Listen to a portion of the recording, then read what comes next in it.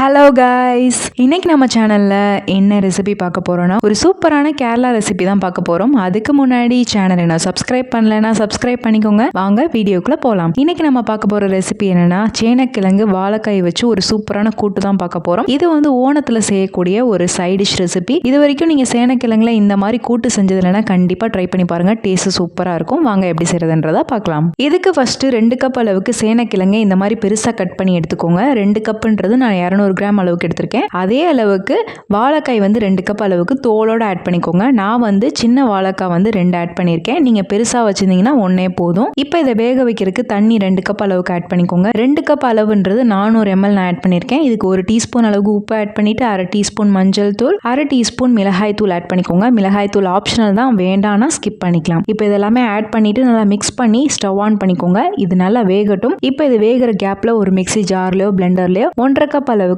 துருவன தேங்காய் ஆட் பண்ணிக்கலாம். 1/2 கப்புன்றது 150 கிராம் அளவுக்கு நான் ஆட் பண்ணியிருக்கேன். அதுக்கப்புறம் 1 டீஸ்பூன் சீரகம் ஆட் பண்ணிக்கலாம். 1 டீஸ்பூன் மிளகு ஆட் பண்ணிக்கலாம். 2ல இருந்து 3 பச்சை மிளகாய் உங்க காரத்துக்கு ஏற்ப நீங்க ஆட் பண்ணிக்கோங்க. இதுல கொஞ்சமா தண்ணி ஆட் பண்ணி நல்லா பேஸ்ட் மாதிரி அரைச்சு எடுத்து வச்சுக்கோங்க. இப்போ காய்கறி நல்லா ஓரளவுக்கு வெந்து வந்துருச்சு.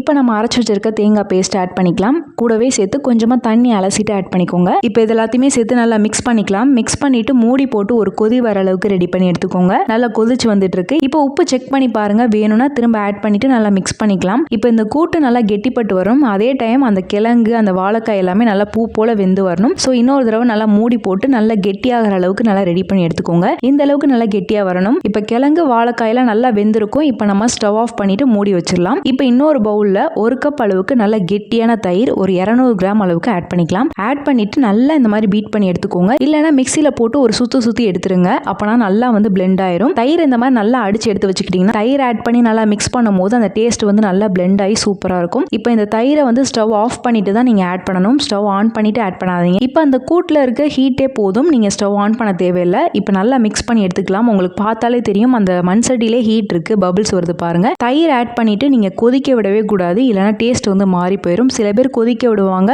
ஆனா வந்து கொதிக்க விடாதீங்க, டேஸ்ட் மாறி போயிடும். இந்த மாதிரி செய்யுங்க, உங்களுக்கு டேஸ்ட் சூப்பரா இருக்கும். இப்போ தயிர் ஆட் பண்ணிட்டு நல்லா மிக்ஸ் பண்ணிட்டு மூடி போட்டு வச்சிருங்க. ஸ்டவ் ஆஃப் பண்ணிட்டு தனியா எடுத்து வச்சிருங்க. இப்போ தாளிப்புக்கு இன்னொரு பேன்ல 2ல இருந்து 3 டேபிள் ஸ்பூன் அளவுக்கு தேங்காய் எண்ணெய் ஆட் பண்ணிக்கோங்க. 1 டீஸ்பூன் கடுகு, 1/4 டீஸ்பூன் வெந்தயம், 2ல இருந்து 3 வரமிளகாய், அதுக்கப்புறம் கொஞ்சமா கருவேப்பிலை ஆட் பண்ணி தாளிப்பு ரெடி பண்ணிக்கோங்க. தாளிச்சுட்டு இந்த தாளிப்பை அந்த கூட்டுல ஆட் பண்ணிக்கோங்க. இந்த கூட்டு வந்து பாத்தீங்கன்னா கொஞ்சம் டிஃப்ரெண்டா இருக்கும். நம்ம நார்மலா வந்து தமிழ்நாட்டில் செய்யற மாதிரி இருக்காது. தயிர் ஊற்றி பச்சடிலாம் செய்யற மாதிரி தான் இருக்கும். டேஸ்ட் சூப்பரா இருக்கும். கண்டிப்பா ட்ரை பண்ணி பாருங்க. உங்களுக்கு காரமான சைட் டிஷ் வந்து பிடிக்காதுன்னா கண்டிப்பா இந்த ரெசிபி உங்களுக்கு பிடிக்கும். இது வரைக்கும் ட்ரை பண்ணது இல்லைன்னா கண்டிப்பா ட்ரை பண்ணி பாருங்க. டிஃப்ரெண்டா இருக்கும். அதே மாதிரி டேஸ்டும் சூப்பரா இருக்கும். இது நீங்க செஞ்சு வச்சுட்டு ஒரு 3 மணி நேரம் கழிச்சு சாப்பிட்டு பாருங்க. அந்த கூட்டுல இருக்க தேங்காய் தயிர் எல்லாமே ஒண்ணா நல்லா மிக்ஸ் ஆகி கொஞ்ச நேரம் கழிச்சு சாப்பிடும் போது தான் டேஸ்ட் சூப்பரா இருக்கும். நீங்க இது லஞ்சுக்கு செய்யறீங்கன்னா காலையிலேயே இதை செஞ்சு வச்சிருங்க. அப்பனா தான் அது லஞ்சுக்கு சாப்பிடும் போது நல்லா இருக்கும். அப்படி உங்களுக்கு சூடா வேணும்னா நீங்க லைட்டா ஹீட் பண்ணிட்டு சாப்பிட்டுக்கலாம். ஸோ இதை நீங்க லஞ்ச் பாக்ஸ் ரெசிபியாவும் குழந்தைகளுக்கு கொடுத்து விடலாம். சேனக்கிழங்கு பிடிக்காது, இல்லை வாழைக்காய் பிடிக்காதுன்னா இந்த மாதிரி செஞ்சு கொடுங்க. ஸோ ட்ரை பண்ணி பார்த்துட்டு எப்படி வந்திருக்குன்னு ஃபீட்பேக் கமெண்ட்ஸ்ல சொல்லுங்க. இந்த ரெசிபி உங்களுக்கு பிடிச்சிருக்குன்னு நினைக்கிறேன். பிடிச்சிருந்தா லைக் பண்ணுங்க, ஷேர் பண்ணுங்க, கமெண்ட் பண்ணுங்க.